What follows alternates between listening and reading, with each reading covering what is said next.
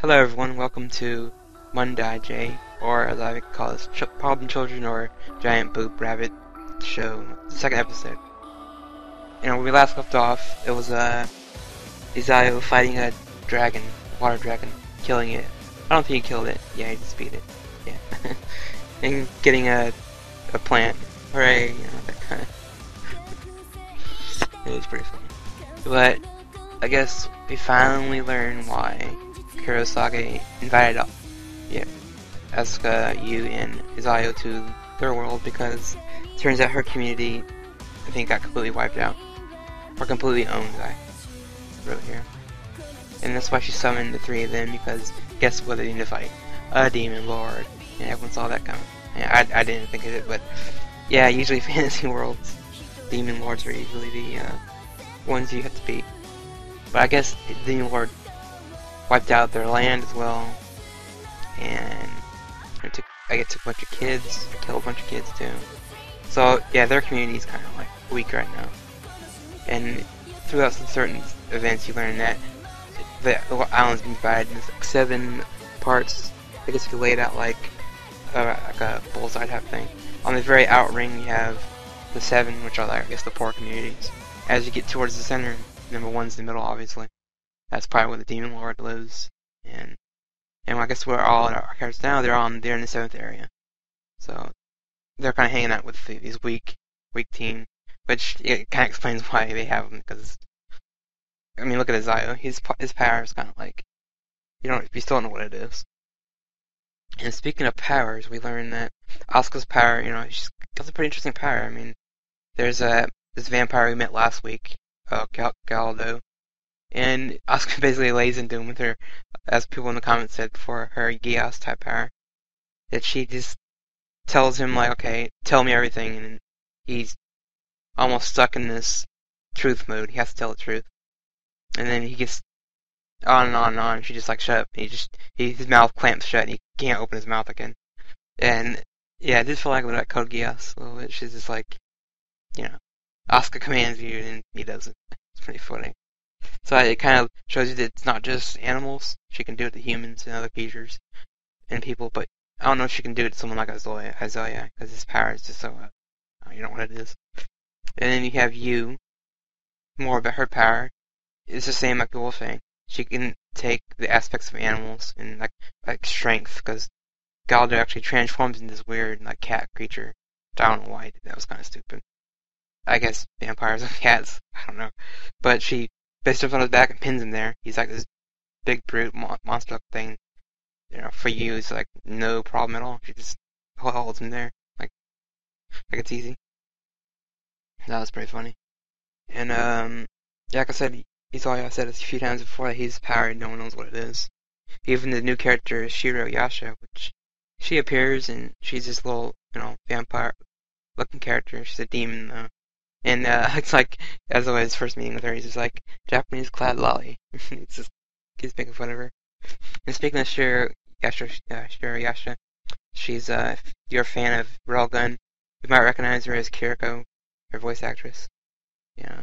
I was waiting for at least one Oni-sama, but it didn't work like that, so, yeah. And I guess her role in the series is to, like, appraise power. I guess she can narrow it down to what you exactly have. And it's kind of cool. When you first meet her, you got your 3 main characters. They kind of sit there and listen to her talk, and they hear that she's the strongest in the area, and all 3 of them get up and like they want to challenge her. After that, it was fun watching the challenge that Shiro Yasha put together for him. It was like this: she summoned this griffin, and I guess the object was to ride on the griffin's back and stay on as long as you can without falling.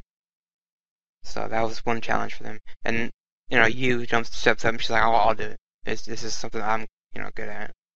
And I kind of figured, animals, that's her forte, that's what she's good at. And she jumps on the back, after talking to this griffin, he's just kind of like, oh, you're not going to be able to do this, you're a weak little human. And of course, she doesn't really fall off to the very end, and she becomes friends with the griffin character, that's fine. I don't mind that. I mean, it is a fantasy world, so I was expecting dragons and griffins and things like this. Anyway, so And more about you, I guess you learned that, like, I don't know if she was able to walk before or what her condition was, but her father gave her this wooden talisman, I guess, and that kind of gave her the ability to, I guess, walk. I don't know. I think it's because of the cat too. You know, she had the cat with her, and maybe she didn't know at the time, but she was relying on the cat, which gave her the ability to, you know, walk around and do all that stuff. And we did see an episode when she jumped around, acting like a cat, so that's kind of neat. And speaking of that, you know, the little get lolly girl, there's another girl at the end. I don't know what she is. She might be a vampire. She did bite the other vampire, or she can give people power. I don't know, because she mentioned that something that you have the power now don't fail or something like that. So I was like thinking to myself, I'm like, why are all the lolly characters the most powerful in this? I guess, yeah, whatever. We gotta get that demographic, I guess, the interest to watch it. And back to Kuru Sou for a bit. She acts kind of like the mother figure to the three humans. She's worried about them, tell them not to do this, not do that. She kind of mothers them a little bit, but she still maintains to be, you know, interesting. I love the moments where she's like, yes, those ones are just, those make me laugh. And even though her community is kind of like weak right now and they're on the low side, she still maintains her fun personality. I think that's nice about her. Most people might find her a little annoying at times, but I think she's kind of fuels the show for me. At least keeps it interesting. Without her being around, I don't know what. If it was just the three characters wandering around, it might be a little boring. They didn't have someone to guide them around. And back to the, you know, Shirayasha for a bit. I don't know, she's interesting to me. Besides voice actor stuff, she's kind of this hyper little kid, but even though I know she's probably like super old, but she's interesting. I know the opening showed her with like this ice power, so I'm waiting to see that.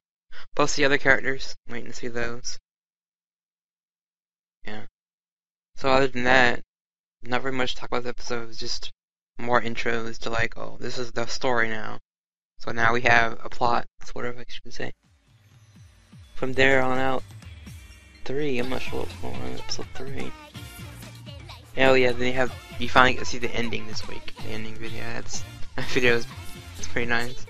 Yeah, these like 3, they're all chibi characters, and they're kind of dancing for a bit in the ending, and halfway through the dance they stop, and Kuru Sou is kind of like, watches the other two and is like, oh, why'd you stop? And she starts dancing, and the other two finally are like, oh, screw it, and they just jump in and start dancing again.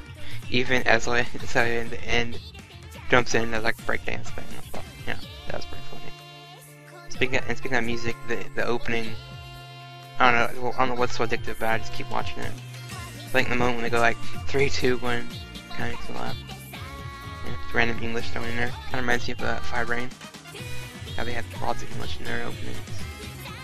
So, yeah, I hope you guys stick around for the 3rd episode. You know, like I said, it's 10 episodes of this series, so it's gonna be pretty easy to follow. For me, anyway. It doesn't seem like a complex show, besides all the info dump, with the games, the rules, the island being divided up in 7 spots. I didn't really care for much for that, but I did like the parts about the reveal of Yu's power. The Griffin, even though his front little paw things look kind of weird when he landed. Anyway, it's minor things. I hope I see you next week on episode 3. See you later.